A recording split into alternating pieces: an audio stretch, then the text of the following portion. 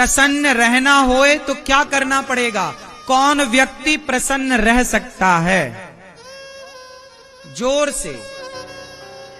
मैया काहे पंचायत कर रही हो मेरी मां? पीली मैया, पंचायती मां, ये बताओ कि प्रसन्न कौन रह सकता है? पीली मैया बताओ, प्रसन्न कौन रह सकता है? ये मैया बताएंगी, हमारी पीली। बोलो मेरी मां। हाँ, धीरे धीरे बोल, कोई सुनना ले, सुनना ले, कोई सुनना ले। कौन है मैया? प्रसन्न रहना है तो क्या करें?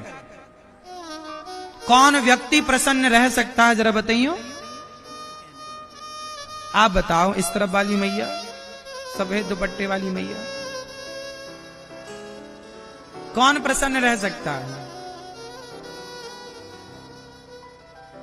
ये भैया बताएंगे, प्रसन्न कौन रह सकता है?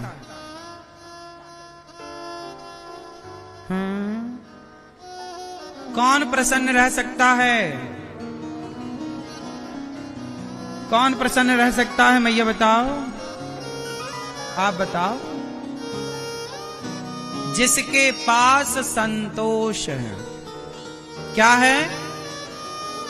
जिसके जीवन में संतोष है वो प्रसन्न है। आज संसार में जितने लोग प्रसन्न हैं वो इसलिए प्रसन्न हैं कि उन्हें जीवन में संतोष है। जितना दिया विधाता ने उसका संतोष जो है बहुत, और संतुष्टि है तो प्रसन्नता है, और संतुष्टि नहीं तो कितने लोग ईश्वर के दिए में संतुष्ट हैं? अच्छा, आपकी हैसियत से ईश्वर ने ज्यादा दिया है कि कम दिया है? बोलो, ज्यादा है कि कम है? ज्यादा है। क्यों मैया? भगवान ने आपको आपकी हैसियत से ज्यादा दिया या कम? इसलिए ईश्वर का धन्यवाद करो। बहुत है प्रभु, हम तो इस लायक थे नहीं। आपने अंधा बनाया होता तो हम क्या कर लेते? आंखें दी, चलने को पांव दिया। आप भगवान से कभी शिकायत करते हो कि नहीं? क्यों भैया, आप भगवान से कभी शिकायत करते हो? बोलो। ओ मोबाइल वाले भैया, आप भगवान से कभी शिकायत करते हो? नहीं। शिकायत वो करें जिनके पास चलने के लिए पांव नहीं है। शिकायत वो करें जिनके पास देखने के लिए आंख नहीं है। शिकायत वो करें जिनके पास हाथ नहीं है। शिकायत वो करें जिनके पास सुनने के लिए कान नहीं है। शिकायत वो करें जिनके पास बोलने के लिए वाणी नहीं है। आपके पास तो चलने को पांव दिए, देखने को आंख दी, उठाने को हाथ दिया। भगवान ने आंखों में रोशनी दी, कानों में सुनने की शक्ति दी, तो शिकायत किस बात की? आप लोग जूता चप्पल कहां पहनते हो? जोर से बोलो मेरी मां। भैया, आप लोग जूते चप्पल कहां पहनते हो? पैरों में। लेकिन समाज में कुछ लोग ऐसे हैं जो चप्पल हाथ में पहनते हैं। चप्पल कहां पहनते हैं? हाथ में पहन के चप्पल घिसटते हैं ऐसे ऐसे। देखा कि नहीं आपने किसी को सिकंदराबाद में? क्यों? हमने हाथ में चप्पल पहन के लोगों को घिसटते हुए देखा है। आपने देखा? आप में से कितने लोगों ने देखा है ये दृश्य? देखा है सबने। सोचिए, परमात्मा ने ये दृश्य क्यों दिखाया कि देख लो दुनिया वालों, जो तुम शिकायतें करते रहते हो ना, तुम कहते हो हमारे पास तो हमारा पड़ोसी 10,000 के जूते पहनता है। अरे उसे मत देखो जिसके पास 10,000 के जूते हैं, उसको देखो ना जिसके पास जूता पहनने के लिए पांव ही नहीं है। कम से कम विधाता का धन्यवाद दो कि आपको बढ़िया पांव तो दे रखे। कम से कम आपके पास हाथ में चप्पल पहन के घिसटने की नौबत तो नहीं है। इसका धन्यवाद दो ईश्वर को। जो मिला है, एक कागज उठाना, आज एक कागज उठाना, एक कलम उठाना और कागज में लिखना कि ईश्वर ने आपको क्या क्या दिया है।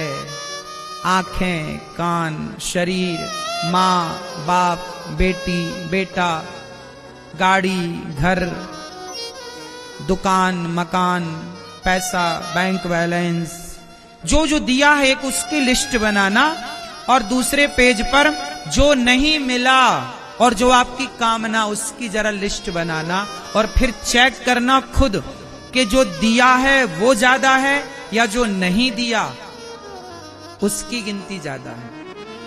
तो जो दिया है उसके आंकड़े ज्यादा हैं या जो नहीं मिला वो आंकड़ा ज्यादा है? बोलो बोलो मेरी मां।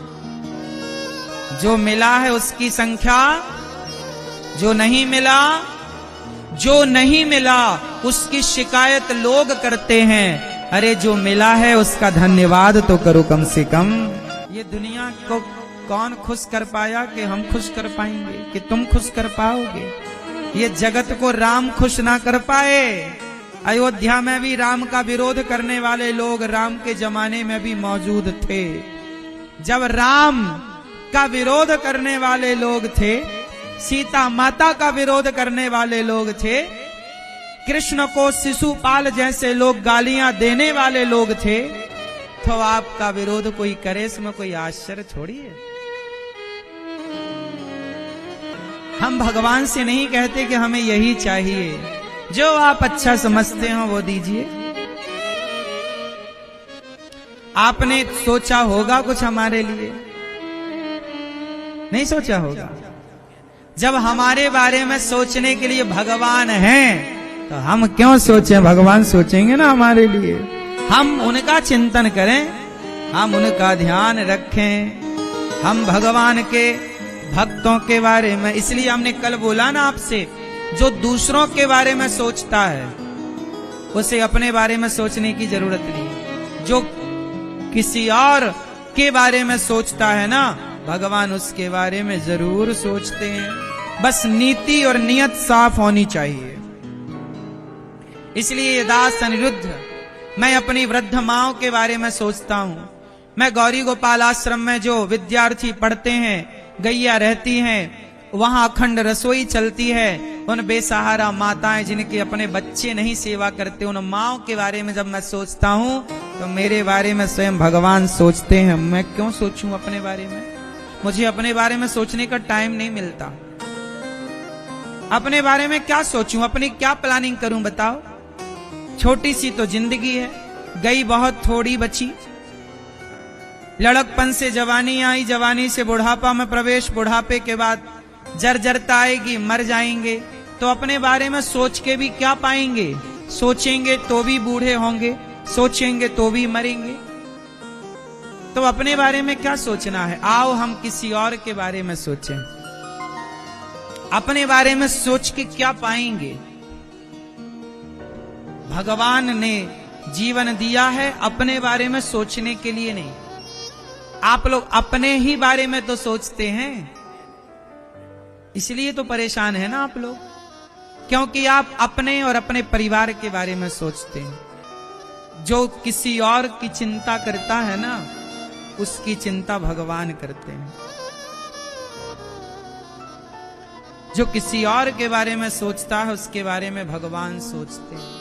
इसलिए आपको सच कहूं मेरी मां, ये दास अनिरुद्ध को, मेरे को जरा भी चिंताएं नहीं होती। मुझे पूरा भरोसा है, मुझे पूरा भरोसा है कि जगत मेरा साथ भले ना दे, पर जगन्नाथ मेरे साथ सदा खड़े हैं।